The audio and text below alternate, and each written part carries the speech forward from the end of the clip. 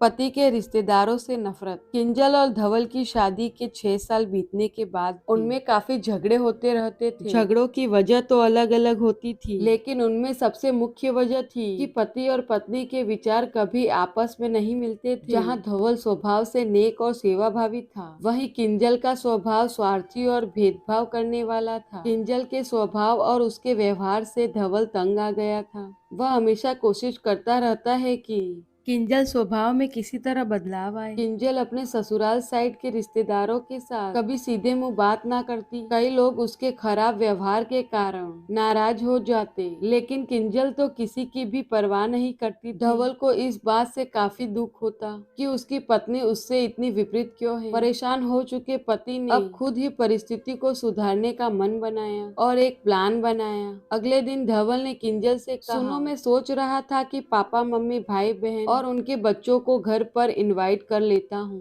काफी समय हो गया है उनसे मिले हुए, उसी बहाने उनसे मिल भी लेंगे और उनके साथ थोड़ा समय बिताने के लिए भी मिल जाएगा। तुम क्या कहती हो? किंजल के चेहरे से साफ दिखाई दे रहा था कि इसे ये आइडिया पसंद नहीं, लेकिन उसने पति का मन रखने के लिए बेमन से हाँ कह दिया। धवल खुश हो गया और किंजल को अगले दिन अच्छा खाना बनाने के लिए बोलकर सभी को फोन करके बड़े प्यार से अपने घर आने के लिए न्योता देने लगा। जब धवल फोन पर बिजी था तो किंजल सोच रही थी, ये आदमी भी न अपने फालतू के कामों से बाज नहीं आएगा। क्या जरूरत है सबको घर पर बुलाने की? सब मेरे घर आएंगे और राजाओं की तरह ऑर्डर करेंगे और मैं दासी की तरह उनकी सेवा करूंगी। नहीं नहीं, मैं ऐसा नहीं होने दूंगी। अच्छा खाना तो क्या, मैं उन्हें सादा खाना भी नसीब नहीं होने दूंगी।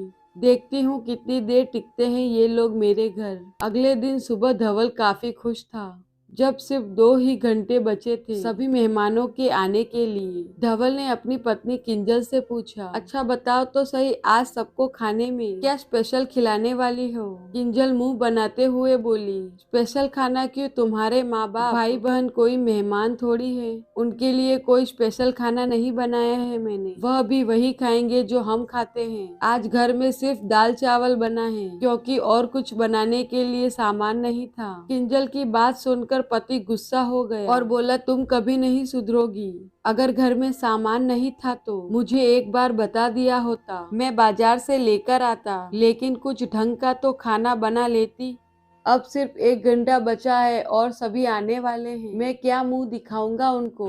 तुम ही रहो यहाँ, मैं तो जा रहा हूँ, उनके जाने के बाद ही वापस आऊंगा, कहकर धवल घर से बाहर चला गया। किंजल को तब तक धवल की बातों का कुछ फर्क नहीं पड़ा था जब तक मेहमान घर पर नहीं आ गए, और जैसे ही सब मेहमान घर आए तो किंजल के होश उड़ गए, क्योंकि भाई बहन माँ बाप और बच्चे वह उसके पति के नहीं बल्कि खुद उसी के थे। यानी कि धवल ने अपने माँ बाप को नहीं, अपने ससुराल वालों को खाने पर इनवाइट किया था। किंजल अब काफी परेशान हो गई, क्योंकि अपने ससुराल वालों को परेशान करने के लिए न सिर्फ उसने सादा खाना बनाया था, बल्कि खाने में ज्यादा नमक और मिर्ची डाल कर रखा था। अपने मायके वालों को सामने देखकर किंजल हाथ मलने लगी। थोड़ा सोचने के बाद किंजल ने अपने पति धवल को फोन मिलाया और कहा, तुमने मुझे पहले क्यों नहीं बताया कि मेरे मम्मी पापा और भाई बहन आने वाले हैं? तुम पहले बता देते तो मैं अच्छा खाना उनके लिए बनाती। धवल ने कहा, मैंने वही बताया जो मैं मानता हूँ। कभी तुम्हारे परिवार वालों को पराया नहीं समझा और तुमने कभी मेरे परिवार वालों को अपना नहीं माना, और मैं जानता हूँ कि तुमने यह सोचकर कि मेरे मम्मी पापा और भाई बहन आने वाले हैं जानबूझकर घटिया खाना बनाया।